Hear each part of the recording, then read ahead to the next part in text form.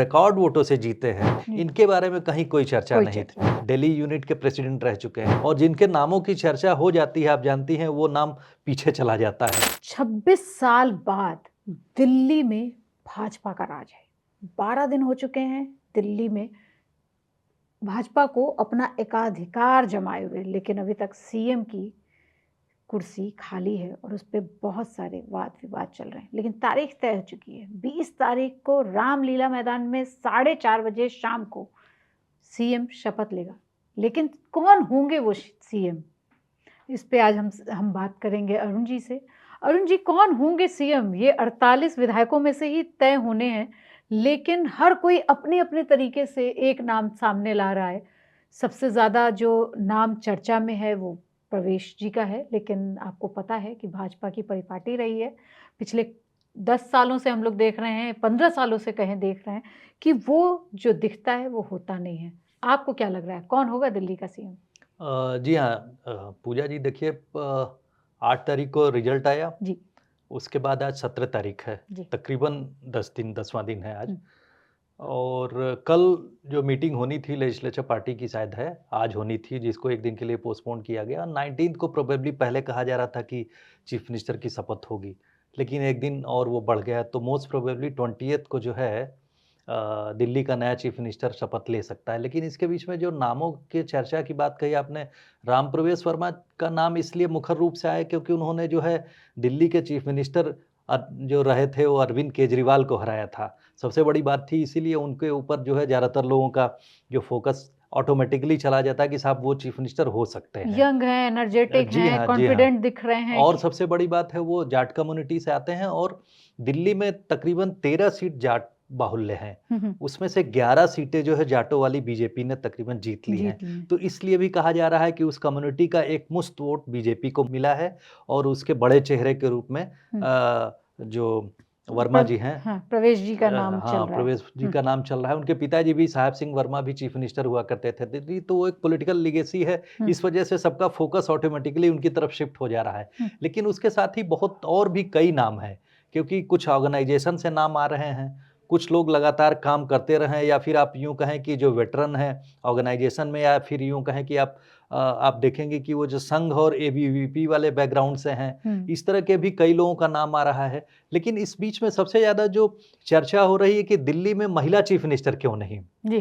तो महिला chief minister का होना इसलिए भी एक ज़बरदस्त कंटेंशन इसमें ये आता है कि साहब जो इस समय ऑफ लेट जो बीजेपी की जो सरकारें चल रही हैं, जी। उसमें महिला चेहरा इस तरह से प्रोमिनेंट नहीं दिख रहा है। हुँ।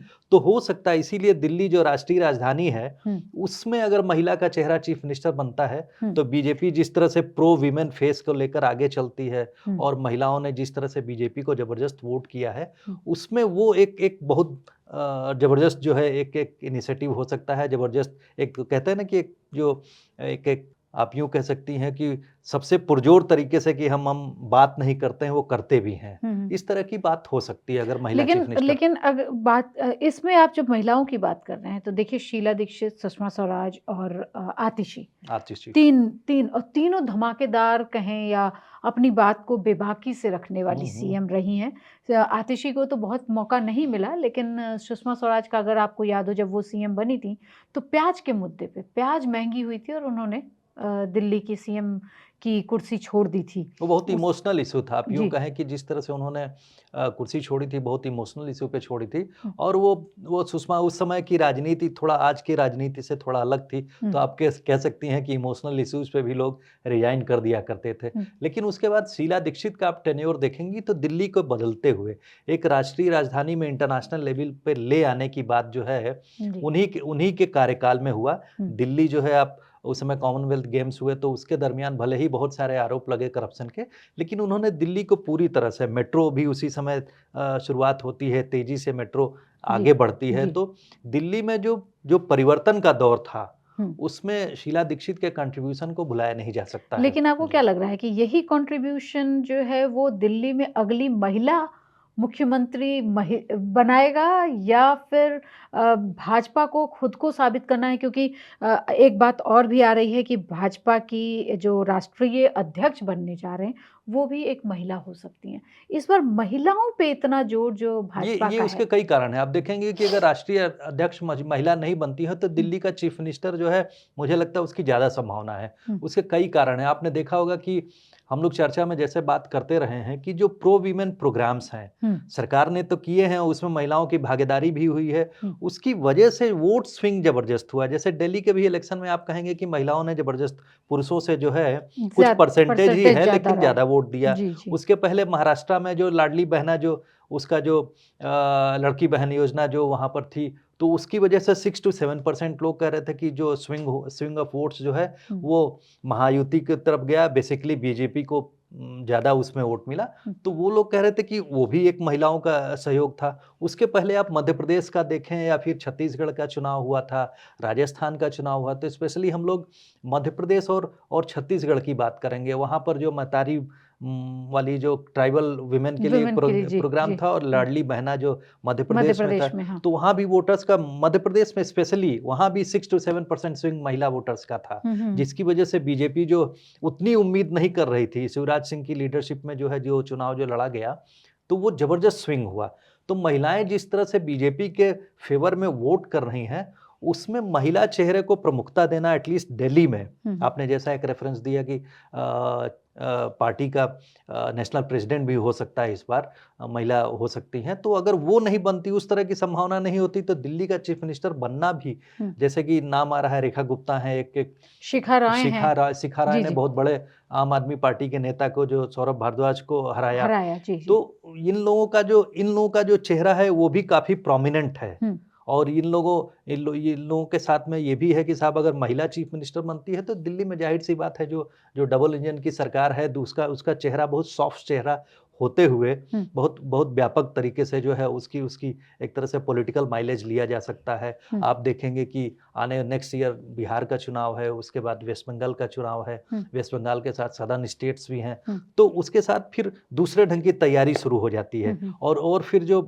जो जो हम लोग जो कहते हैं कि सनातन परंपरा है, उसमें जो है महिलाएँ पीछे रहती हैं, ऐसा भी नहीं कहा जा सकता। सनातन परंपराएँ में आप देखेंगे कि महिलाएँ बहुत आगे रहीं। वैदिक पीरियड से लेके हुँ। हमेशा मेडिवल बिल्कुल। मेडिवल काल को छोड़ दिया जाए तो हुँ, हम लोग वैदिक परंपरा में देखते हैं जैसे वीमेन सेजेस की बात होती है, तो ऐसा नहीं, महिलाएँ हमेशा फ़ोरफ्रंट पे रही हैं। हुँ, तो दिल्ली जैसी राष्ट्रीय राजधानी में अगर महिला चीफ मिनिस्टर बनती, जिन नामों की चर्चा हो रही है, हुँ। या सुषमा स्वराज का नाम लिया, उनकी जो बेटी हैं, बांसुरी स्वराज। बांसुरी स्वराज का हुँ। नाम आता है। लेकिन जेपी नड्डा जी ने ये क्लियर कर दिया है कि जो दिल्ली का सीएम होगा वो इन 48 विधायकों में से ही होगा। तो बांसुरी का नाम तो वहीं पे कट जाता है। हाँ, ये पहले मनोज तिवारी का भी नाम आ रहा था बीच-बीच हुँ, में, मतलब कयास लगाए जा रहे हैं। लेकिन आप वो 5 नाम मुझे बताइए, जो आपको लगता है कि बन सकते हैं और आपको बहुत अच्छे से पता है कि अगर हम लोग भाजपा की या अमित शाह और मोदी जी की कार्यप्रणाली को देखें, तो योगी जी के समय से, योगी आदित्यनाथ जी का उस समय तो कहीं भी नाम ही नहीं था यूपी के सीएम का, और वो आके बैठ गए थे और सबने पलटना शुरू कर दिया था कि ये कौन है?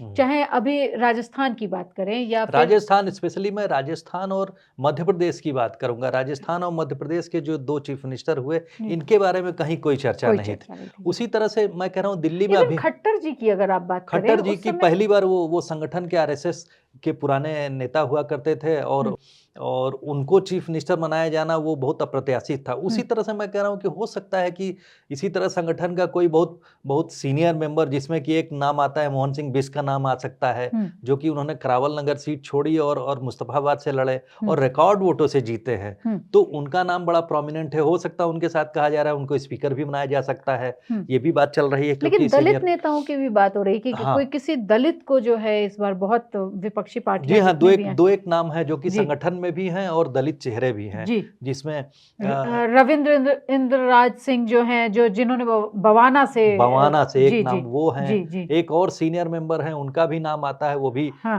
एक-एक कॉन्स्टिट्यूएंसी से आए हैं और इसी के साथ में मैं कहूँगा कि और इवन इवन आप देखेंगे कि अब इस बार जैसे नाम आ रहा था उपाध्याय जी, वो उसके जो है सतीश उपाध्याय की सतीश बात कर रहे हैं उपाध्याय आप। जो है जी। एक बार बीजेपी दिल्ली यूनिट के प्रेसिडेंट रह चुके हैं। हुँ, उनकी बात चर्चा हो रही, लेकिन उनके साथ में ये है कि चूँकि पहले ही राजस्थान में एक ब्राह्मण चीफ मिनिस्टर बन चुका है, हुँ, तो उस तरीके से अब ये अप्रत्याशित होगा अगर हुँ, उनको आगे किया जाता है। अदरवाइज़ उनको एक प्रोमिनेंट पोर्टफोलियो तो मिलेगा ही। हुँ, कुछ एक एक चर्चा है कि साहब जो माइनॉरिटी कम्युनिटी से एक आदमी हो सकता है, तो माइनॉरिटी कम्युनिटी में जो 48 एमएलएज हैं उसमें सरदार सिख लोग हुए हैं, और दिल्ली जो है आने वाला, अगर उसके बाद हम पंजाब को टारगेट करें तो देखें तो दिल्ली में अगर एक सिख चीफ मिनिस्टर बनता है, जैसे वो सिरसा साहब हैं, सिरसा साहब हैं। जी, उनका जी। नाम आता है, या फिर आपने देखा होगा जंगपुरा से वो एक हैं, वो भी एक प्रोमिनेंट फेस हैं, लेकिन सिरसा साहब का नाम बहुत प्रोमिनेंट इस समय हुँ, है, क्योंकि लेकिन हमेशा भाजपा के लिए कहा जाता है कि जो संघ कहेगा,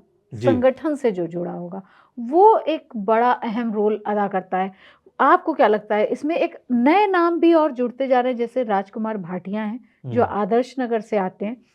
भाटिया साहब का वो एबीवीपी और आरएसएस के करीबी लोग कहते हैं, जी। तो एबीवीपी का भी होना बड़ी बात है ना, हुँ, क्योंकि उस संगठन से लगातार, यानी स्टूडेंट जो काडर है उसका, हुँ, उस विंग है उसके साथ में जुड़े हुए होने का भी फायदा हो सकता है। जी। मैंने कहा ना कि बीजेपी ने जिस तरह से अपने कार्ड खोले नहीं हैं, हुँ, और जिनके नामों की चर्चा हो जाती है, आप जानती हैं, वो नाम पीछे चला जाता है, हुँ, क्योंकि इतना उन लोगों ने जिस तरह से चौंकाने वाली बातें हुई हैं पिछले दिनों में हुँ, चीफ मिनिस्टर को लेकर, उसमें बड़ा मुश्किल है इस समय कह पाना। कोई कोई बिल्कुल परिप्रेक्ष्य से भी व्यक्ति आ सकता है जिसके बारे में कोई चर्चा ना हुई हो, और वो व्यक्ति जो है चीफ मिनिस्टर बन सकता है। क्योंकि इसमें आने वाले समय की 20 साल की बात हो, हुँ, वो आने वाले 20 साल तक, क्योंकि बीजेपी की जो पॉलिसी है उसमें एक टेन्योर के लिए नहीं, वो लोग सोचते हैं कि इस स्टेट को 10 से 15, 2-3 टेन्योर तक कौन ले जा सकता हुँ, है। हुँ, हुँ, आपने देखा ज़्यादातर चीफ मिनिस्टर 1, 2, 3 बार इस तरह से चलते चले जा रहे हैं। तो हुँ। उसमें ये भी होगा कि यंग फेस भी हो सकता है,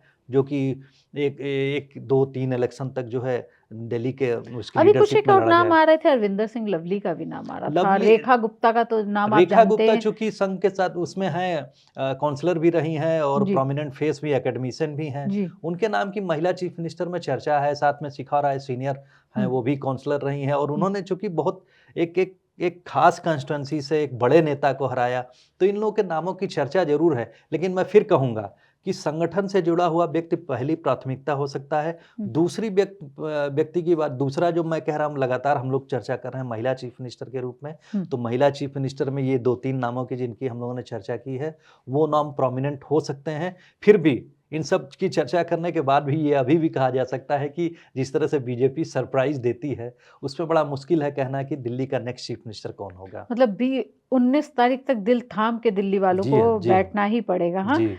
और कोई एक ऐसा नाम निकल के आएगा और उसमें हम लोग सोच रहे होंगे कि हम लोगों ने इतने डिस्कशन किए, इतने नेताओं को देख लिया, इतने परसेंटेज देख लिए और उसके बाद ये क्यों हमसे नाम मिस हो गया, ये हाँ? ऐसा भी हो सकता है, ऐसा भी हो लेकिन सकता हाँ, ये तो ज़रूर है कि देखिए 22 से अधिक राज्यों में बीजेपी की मिली-जुली सरकार भी है, लेकिन महिला नहीं है, तो इस बात को ध्यान में रखते हुए मुझे मेरा बहुत ज़बरदस्त इस समय लग रहा है कि एक हाँ, महिला चीफ मिनिस्टर जो है, और हुँ, मैंने कहा कि दिल्ली का चीफ मिनिस्टर जो है महिला हो, हाँ, ये बहुत एक फ़ोकस करने में, एक बीजेपी को ऑर्गेनाइज़ेशन के रूप में शोकेस करने में, हुँ। ये बहुत बहुत एक तरह से आदर्श स्थिति होगी, अगर दिल्ली का एक महिला चीफ मिनिस्टर बनती है तो। तो देखते हैं कि 20 तारीख की शाम को एक महिला सीएम शपथ ग्रहण करती हैं या फिर वही संघ से जुड़े हुए जिन पे संघ का हाथ है, वो सीएम बनते हैं या भाजपा कुछ नया कर जाती है।